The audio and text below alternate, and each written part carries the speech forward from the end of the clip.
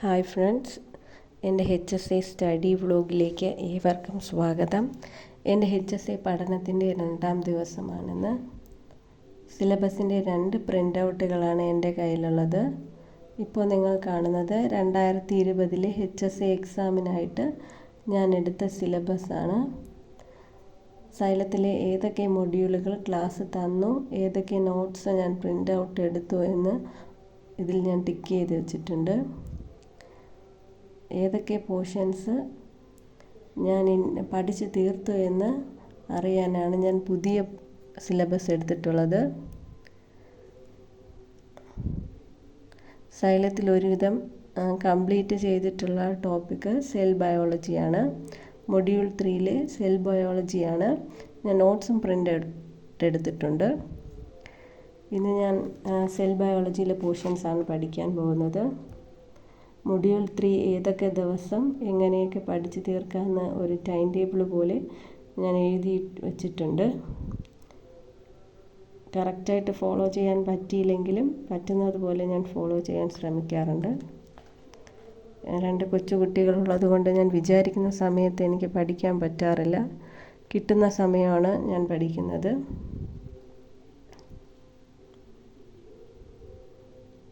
Module 3 കോശ ജീവശാസ്ത്രം എന്ന പോർഷൻസാണ് ഞാൻ വായിക്കുന്നത്. ഇത് ഞാൻ നേരത്തെ ഒരിക്കൽ നോക്കിയിട്ടുള്ള പോർഷൻസാണ്. കുറച്ച് ദിവസം വായിക്കാതിരുന്നപ്പോൾ അത് മറന്നു പോയിട്ടുണ്ട്. അതുകൊണ്ട് ഞാനൊരു 3/4 മണിക്കൂറിൽ വേഗം വായിക്കുകയാണ്. ഇമ്പോർട്ടൻ്റ് ആയിട്ടുള്ള പോയിൻറ്റ്സ് എന്ന് തോന്നുന്നത് സ്റ്റിക്കി നോട്ട്സിൽ എഴുതി സൈഡിൽ ഒട്ടിച്ച് വയ്ക്കുകയാണ് ചെയ്യുന്നത്.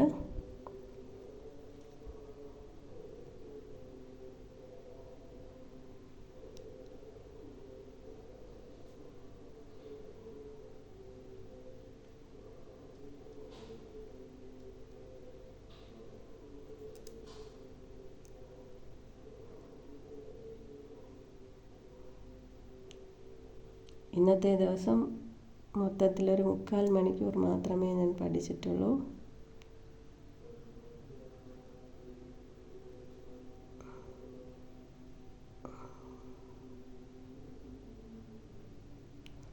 രണ്ട് മൂന്ന് പ്രാവശ്യം ഇത് വായിച്ചിട്ടുണ്ടെങ്കിലും അത് കുറച്ച് ദിവസം അത് നോക്കാതിരിക്കുമ്പോൾ മറന്നു പോകും.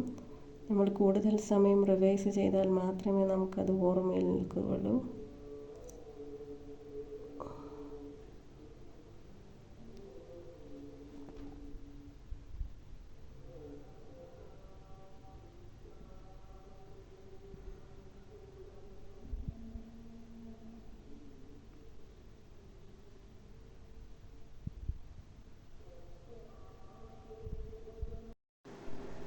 എൻ്റെ ഈ വായന കണ്ടിട്ട് ഇതെല്ലാം എൻ്റെ മൈൻഡിലുണ്ടെന്ന് നിങ്ങൾ വിചാരിക്കരുത്. ഇനിയും റിപ്പീറ്റ് ചെയ്ത് വായിച്ചാൽ മാത്രമേ അത് പൂർണ്ണമായിട്ട് അത് മനസ്സിലാക്കാൻ സാധിക്കുകയുള്ളൂ. കുറച്ച് ദിവസം പഠനത്തിൽ നിന്ന് വിട്ടു നിന്നത് കൊണ്ട് തന്നെ പോർഷൻസൊക്കെ കുറച്ച് മനസ്സിലാക്കിയെടുക്കാൻ ബുദ്ധിമുട്ട് പോലെ തോന്നുന്നുണ്ട്.